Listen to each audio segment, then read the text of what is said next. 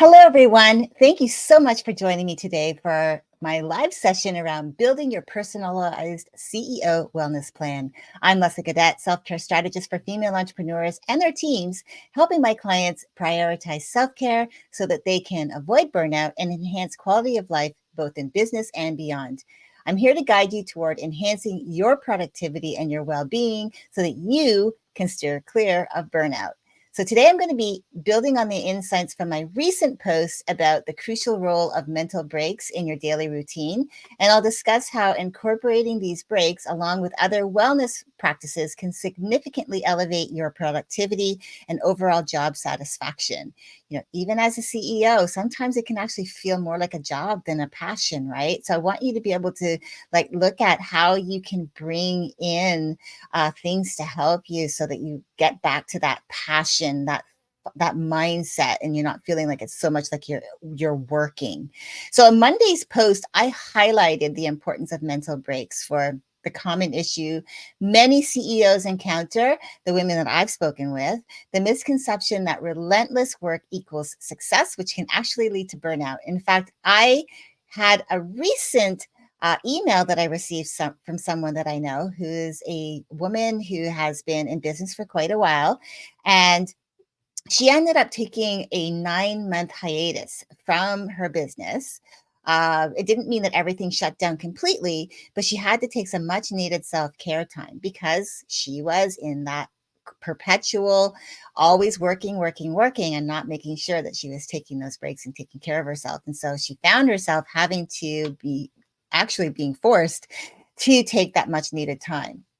I also emphasized in my post that when you put mental breaks throughout your day, like you insert them into your day, that it's vital for you to do this because it helps you to recharge and you maintain a high performance level. Of course, right? You want to maintain a high performance level when you're working, ensuring that you're taking, but you're also wanting to make sure that you're ensuring that you're taking care of your well-being, also while achieving that personal excellence that you're striving for.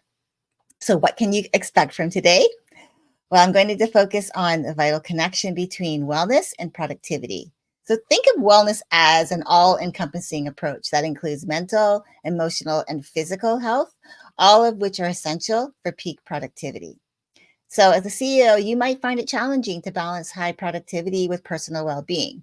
The constant push to excel can sometimes lead to neglecting your health, which can unexpectedly lead to diminishing your productivity over time. Like I said, remember how I had just told you, I recently, just a couple of days ago, got this email. I'm part of her email list. And she says, "Hey, I'm back after 9 months."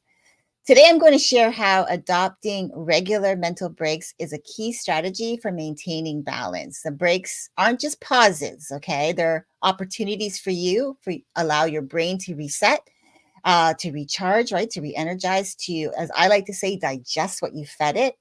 And also enhancing creativity and preventing that mental fatigue that could lead to burnout. I'll also introduce, some evidence supporting the benefits of mental breaks and outline additional components of a holistic wellness plan, including physical activity, nutrition, proper sleep, and mindfulness practices. So, wellness, or more importantly, quality of life in your professional life, is very personal for me because just a little background of my story of how I got into doing what I do. I've been working I still have my footprint. So I've been working in the industry of law for over 4 decades. And a few years ago, back in 2017, I was starting to feel the effects even more. Now, 10 years prior to that, I had already been thinking about moving into something less stressful because I found that just working in law in particular as a legal assistant, paralegal, that it was just really starting to take a toll on me emotionally, physically, and mentally. However, 10 years went by and almost a full 10 years went by, and I started to feel really like something was off about me. I did not feel good. I couldn't put my finger on it. Yet when I would go to the doctor said there was nothing wrong with me. That was everything that they did, the blood tests, blood pressure, everything was fine. However, I did not feel right. I felt like there was something off. And I know what that is now. What my body was telling me really was, it was saying, you need to slow down. You need to take a closer look at your life and how you're living your life, because I truly felt at that time I was headed towards a heart attack, which meant that I didn't feel that I was going to be around for another year. Like I felt it was very close for me to actually be gone from this work, from this earthly plane. And so, because of that, because I felt like that was a rock bottom moment for me of how I was feeling. My life really was revolving around my job, and I didn't feel happy. I wasn't content.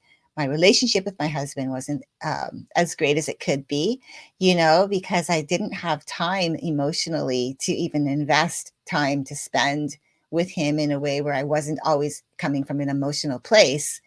And so I really felt like just something needed to change. And so my husband and I, a few months later, we moved to Las Vegas. So we were living in California at the time.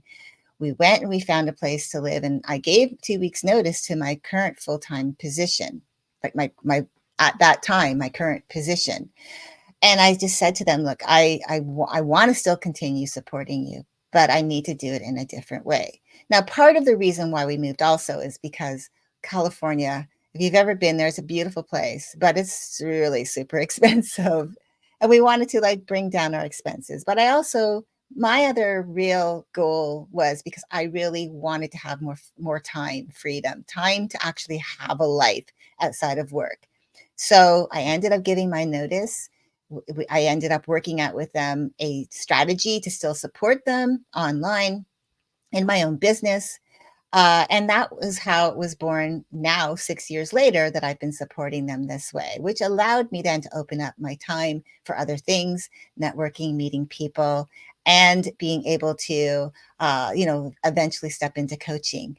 What this did was that time in my life allowed me to, or actually pushed me to make a radical move, which was taking back my time without having really a safety net other than just an actual dream of what it could look like. And that's why it's so personal to me that quality of life is not just a personal endeavor, but it truly is something that I feel should be a professional one as well. There should be quality of life in the workplace so that less people are going to work saying, I hate my job, and really are more about just saying, you know what, I need more quality of life, and being able to not only pursue that outside of the office, but finding ways to bring that into the office. That's why what I do is helping businesses to bring that holistic approach into their business so that you have people that are more engaged.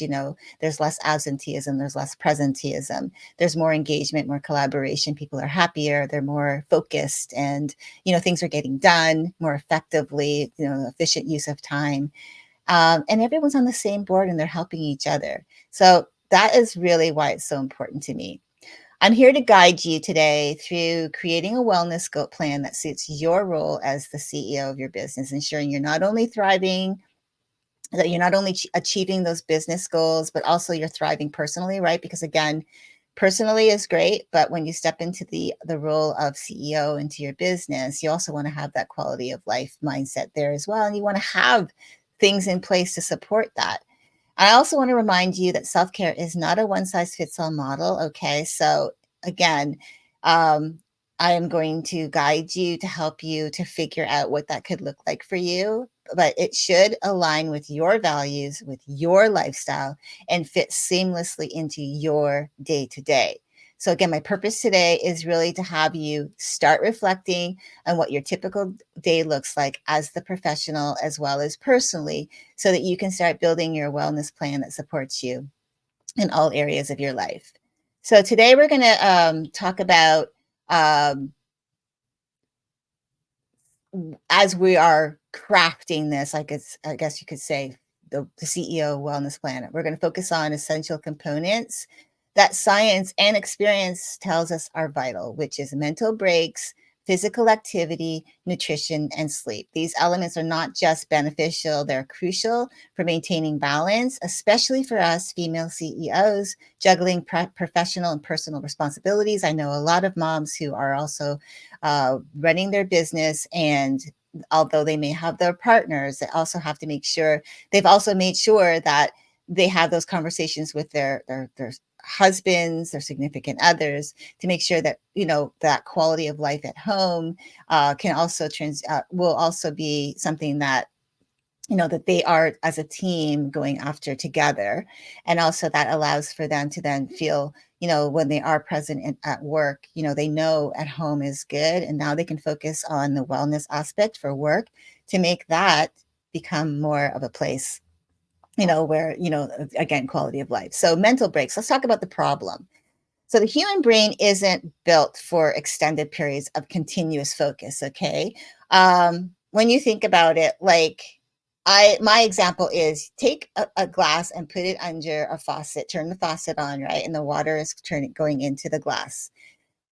Eventually the glass becomes full and then it becomes overflow, right? It just continuously overflows. Nothing stays in. And the reason why I'm bringing this analogy is because I feel, and I know that research backs it, but what I'm believing as well is that when you're doing this and you're, again, like I say, feeding your brain, if you don't allow your brain time to digest what you've given it, you're not allowing it to like take in what you've consumed, whatever content you've consumed, whatever ideas you've consumed, whatever meetings you've gone into and notes that you've taken and conversations you've had. If you haven't had time, allow your brain to have time to just like really, settle in with it.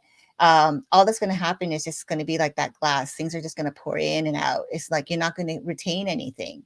So, according to research from the University of Illinois, brief diversions from a task can dramatically improve your ability to focus on a task for prolonged periods. So, meaning like again, you are going to be, still maybe focusing on the same task, but you're giving yourself those breaks in order to be able to go through what you've already consumed, whatever you've learned, whatever you're working on, and giving yourself a break to let your brain, recharge and reset. So the solution to this is like, again, like when you think about how do I do this, consider implementing things like there's a technique, the Pomodoro technique, right? So this is where you are using a timer usually, and you have 25 minutes of focused work followed by a 5-minute break. And this usually, from what I understand, I'm not using the Pomodoro technique. I use other techniques for myself, but with respect to this, it's really about doing this for three or four times, and then the final time is that you give yourself a longer break at the end of, maybe for the fourth time. You then take a much longer break. So you give yourself, you work for 25 minutes focused, and then you allow yourself 5 minutes to break from it so that you can, again, reset, and then you get back at it. And then you do that for a few more times, and then you take a longer break. The method is proven to enhance concentration and prevent burnout. So to enhance on this, use your 5-minute breaks, for example, or longer, especially when it comes to that longer break, to engage in like a mindfulness practice. Like, for example, you could be sitting and you close your eyes and you allow yourself to pay attention to your breath, taking deep breaths in and deep breaths out. And if thoughts come in, you allow them to come in and you allow them to flow through. But you take a 5-minute break and you just allow yourself to just be without looking at your screen, without checking your voicemails or your phone or your social media or your emails or your text messages. You just give yourself a complete break. And then that way you are allowing yourself to, like, again, reset. Even going outside for a walk, and it can really actually significantly lower stress levels and boost mental clarity. So again, practicing mindfulness, engaging with nature, these are things that science talks about that are good for us. So good for us to take those breaks. Now let's talk about physical activity, because I think this is really important. I know that working from home, you're sitting in your chair for a long periods of time working, and it's important that you get up. The problem is that a sedentary lifestyle, so if you're sitting all the time, meaning you're inactive, you're not doing any form of movement for your body, that can lead to health issues and decreased mental sharpness. So the solution to this is to incorporate regular activities that fit into your busy schedule. Remember, I said this is not a one size fits all model, but it has to fit your lifestyle. And again, it has to fit your values, what feels good to you. So, for an example, you could start your day with maybe a 15-minute yoga session or take brisk walks during your breaks.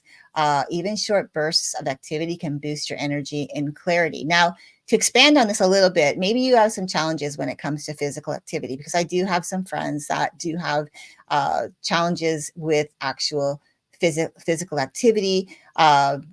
For movement. So I don't want to leave you out of today's discussion if that's you. So again, physical activity is adaptable, okay, to accommodate various levels of mobility and physical capabilities. So you could even do chair yoga, you could do seated strength training, you can do water aerobics. These can all provide the benefits of exercise without the need for full mobility or standing. Explore low impact exercises designed for individuals with mobility challenges. Again, the chair exercises, for instance, can improve your cardiovascular health, increase your strength, and enhance flexibility without the need for standing. Engaging in chair yoga involves modified yoga poses that can be done while seated, right? These poses can increase blood circulation, improve joint health, and reduce stress. So alternatively, consider other things as well. If this isn't something that really you know, lights your, that, floats your boat or lights you up. Hand cycling is another way for upper body, right? Workout. So if your lower body mobility is limited. So think about those things. Um, uh, Now let's move on to nutrition, because this is important when you are working, especially if you work from home or you work in even an office setting and you're always finding that you're grabbing for the quick fix, the quick snack, the faster you can get food.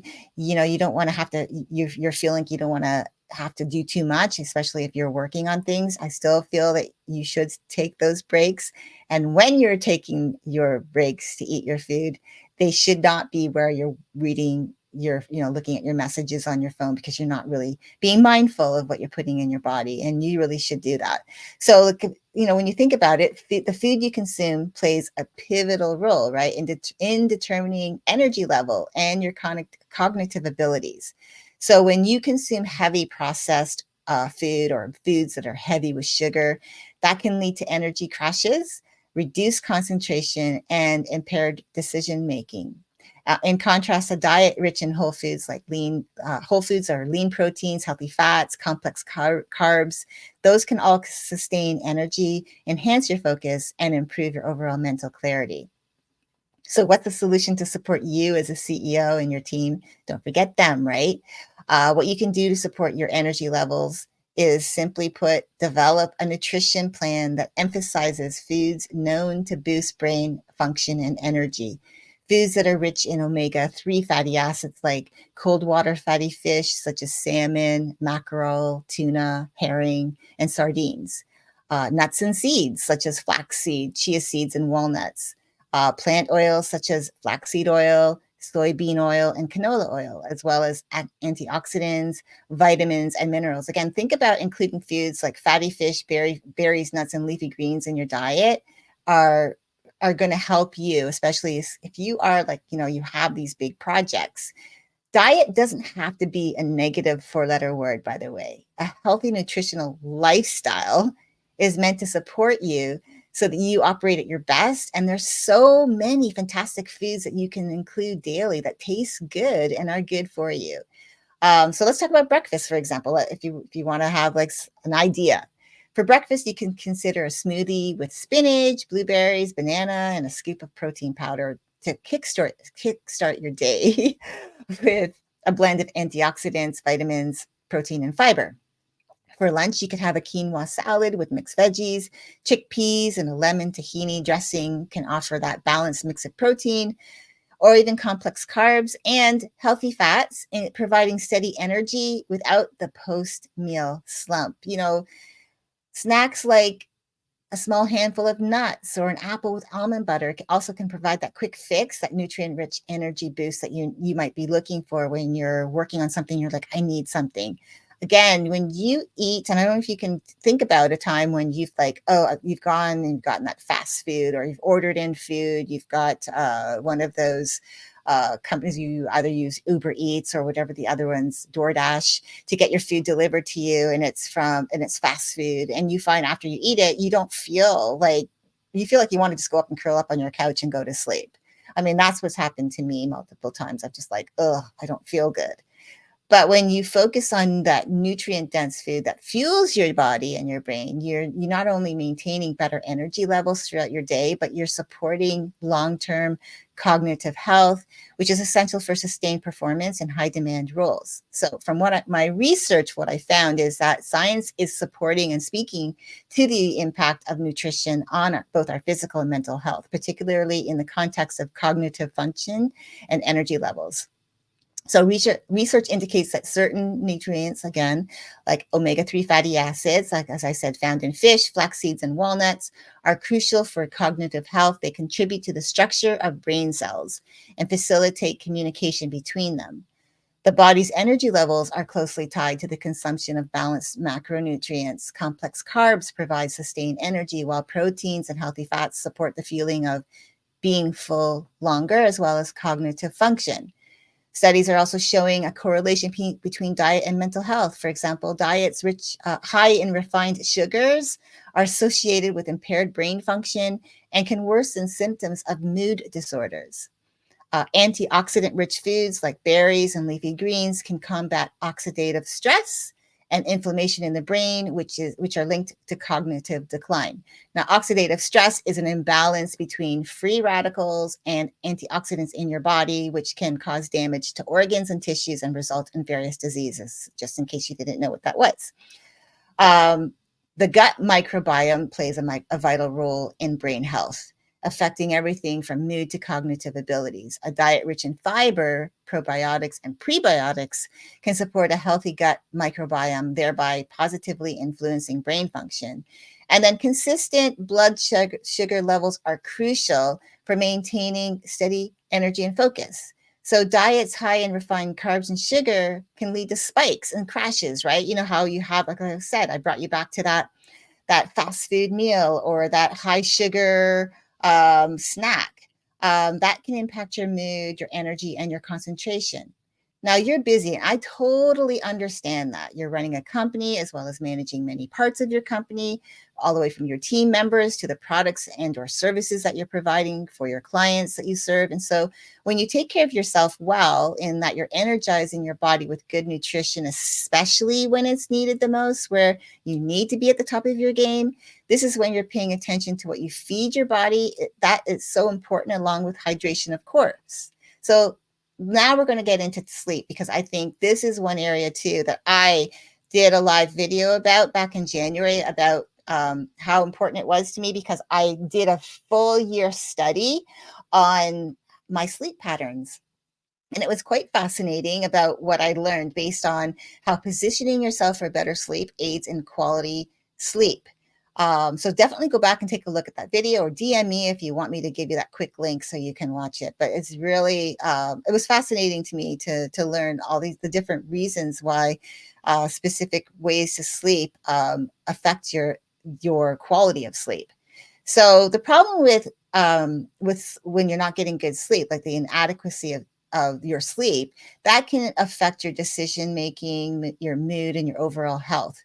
The solution to that is really prioritizing your quality of sleep by establishing a regular bedtime routine, and even like finding a way to actually set yourself up. Now, I actually do set myself up for a good night's rest, because I have specific um, boundaries in place, I guess, personal boundaries around my time that allow me to like say, okay, now is the time that everything gets shut down. And I no longer am getting myself into like emails and voicemails and text messages, social media, and all of that stuff. So creating that wind down ritual before bed is important. Even things like reading or meditating is a signal to your body that it's time to rest. Also, make sure that your room is conducive to sleep. Like darkness, quiet, and comfort. Even a cool setting. I believe that 68 degrees. I have to go back and look at my notes, but I believe it's 68 degrees between 68 and 72 degrees is actually the optimum temperature for you to get a good night's rest. It's like for the coolness in your room. So, just to expand a little bit on when you have inadequate sleep, it doesn't just leave you feeling groggy the next day. It has profound implications for your overall well-being, consistently missing out on restorative sleep, and that can impair your cognitive abilities and effectively is going to affect your decision making, your problem solving skills, your emotional regulation, and over time, sleep deficit can accumulate, leading to chronic fatigue, heightened stress, and ultimately burnout. For leaders whose decisions carry significant weight, the repercussions of sleep deprivation can extend beyond personal health, potentially impacting the entire company. So, to counteract this, establishing that sleep routine is vital. It doesn't mean setting a bed up. It doesn't just mean setting a bedtime that you go to like consistently. It's about creating that sleep ritual again that's signaling to your body that it's time to wind down. So, and even engaging in calming activities like reading, gentle stretching, meditation, things like that, journaling. I like to have a journal before I go to bed. Gratitude journaling. It can ease that transition into sleep, enhancing the quality of the rest that you get. And additionally, when you optimize your sleep environment, that can play a crucial role. Again, your bedroom that promotes relaxation, cool, dark, and quiet. It can significantly improve your sleep quality. So I want you to consider that. Consider the comforts of your room. Consider even the comforts of your mattress, your pillows, the use of blackout curtains, potentially white noise machines if the external sounds are a concern. I actually use. I have a fan that I like to have on, and I actually have a sound machine. I like to have running water and a fan. Those noises just help me to sleep better. So there's a connection between burnout and sleep, right? It's there's lack of quality of sleep can exacerbate the stress response, making it harder for you to cope with the daily pressures and recover from the day's demands and that can again when you go to bed have you in monkey mind, right? Your brain is going and you can't get to sleep. And so but when you're well rested, your capacity to handle stress improves, your mood is more stable, your energy levels are higher, all of which is, of course, essential for maintaining resilience in the face of a high stress role. Just a couple of things, and I know I'm going to go over a little bit today because this, to me, is really important to help you really create that wellness plan for yourself. So I really wanted to give you this information so that it can lead you into creating a wellness plan that really supports you. So I am going to go a little bit deeper today. So in some of my research, I found that sleep deprivation plays an immense, I guess I was saying, an immense role in burnout. According to Healthline, there's 5 stages of sleep deprivation. Stage 1 is so the 24-hour missing 24 hours of sleep. It doesn't cause major health problems, but you can expect to feel tired and off. According to the Centers for Disease Control and Prevention, CDC, trusted source, 24-hour sleep deprivation is the same as having a blood alcohol concentration of 0.10%. That's higher than the limit to legally drive. I hope that you heard those numbers. Now, staying awake for 24 hours may cause symptoms like drowsiness, irritability, anger, increased risk of stress, decreased alertness, impaired concentration, brain fog, fatigue, tremors, reduced coordination, increased risks of mistakes and accidents, even food cravings, to name a few. Now, in stage 2, after 36 hours, when you miss 36 hours of sleep, your symptoms become more intense. You might have an overwhelming urge to sleep. You may have to start to have those microsleeps or brief periods of sleep without realizing. So a microsleep will usually last up to 30 seconds. Different parts of your brain will have a hard time communicating with each other. This severely impairs your cognitive performance, causing symptoms like impaired memory, difficult learning new information, behavioral changes, impaired decision-making, difficulty processing social cues, slow reaction time, increased errors. And you're more likely to experience physical symptoms like increased appetite, increased inflammation, impaired immune function, and extreme fatigue. Now, I'm just going to quickly mention the other three, the three stages. Stage three, missing 48 hours is known as extreme sleep deprivation, which could occur where you are more likely to have those microsleeps, right? You might even begin to hallucinate. This occurs when you see, hear, or feel things that aren't actually there. Other possible side effects are anxiety, heightened stress levels, increased irritability, extreme fatigue. Stage four is after 3 days of sleep loss, 72 hours, your urge to sleep gets worse. You experience more frequent, longer microsleeps. Your hallucinations might become more complex. You may also have illusions, delusions, disordered thinking, depersonalization. And then finally, stage five, if you're awake for 96 hours or more, your perception of reality will be severely distorted. Your urge for sleep will also feel unbearable. Now, only reason why I'm bringing this, I don't want to scare you, but I can say from experience that when I started taking better care of myself and I prioritize my sleep, how I set myself up for a good night's rest. Again, it's a time, it's for another video, but how I set myself up, making sure that that part of my day was really geared towards me having a good night's rest, because I knew that when I was having a restful night's sleep, I was waking up rested with more energy. Again, I started waking up with, feeling better. I felt better rested. I felt I had more energy. So when you prioritize sleep, you're not just investing in your health, you're ensuring you have the emotional and physical stamina to lead effectively, to make sound decisions and maintain a positive, productive work environment. So remember, in the high stakes world of business leadership, it's not a luxury to take care of sleep. It's a fundamental component of your success and your well being. So now let's get to the part about creating your personalized plan. We're going to talk about putting it all together. And again, it really centers around questions that you ask yourself to help you create a personalized wellness plan, which is a pivotal step in you taking control of your well being. So the first step is self assessment questions, things like the mental breaks. How often do I currently take mental breaks during my workday? What specific times or triggers can remind me to take these breaks? Physical activity, what types of physical activities do I enjoy, and how can I integrate them into my daily routine, regardless of my physical ability or limitations? Nutrition part is, what are my current eating habits and how do they affect my energy and focus, especially during those times when I need to be energized for a big project? What simple changes can I make to ensure I'm fueling my body with what it needs? And for sleep, do I have a regular sleep routine, and how do I feel each morning? What steps can I take to improve my sleep hygiene for better rest and recovery?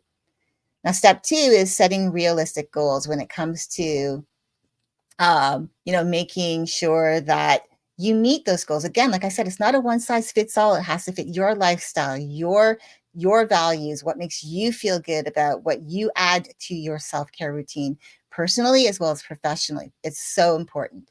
So be specific. Make sure that instead of saying I'll take more breaks, say I'll take a 5-minute break every hour to stand up and stretch.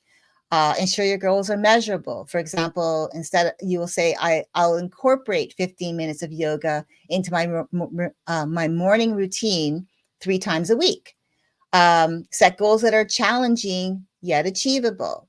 Overly ambitious goals can lead to frustration and demotivation, and you'll be inclined to quit. So make sure that there's something that you want to do, that you know that you can do, that actually lights you up to do, and that although it might be challenging, it's still achievable. It's not like you're not setting the bar too high. And again, you can start small and then go for that higher goal. But if you go for that higher goal right out of the gate, that might not be achievable and you might become demotivated. Your goals should align with your overall wellness objectives and your role as a CEO. And assign a timeline to your goals. For instance, I will adjust my bedtime routine to ensure 7 to 8 hours of sleep each night for the next month, just to try that out. Now, step three is to track your progress. So keep a wellness journal where you can note your daily activities related to your wellness plan, how you felt each day after sticking to your plan, and how it feels as it becomes a habit, and any improvements or setbacks.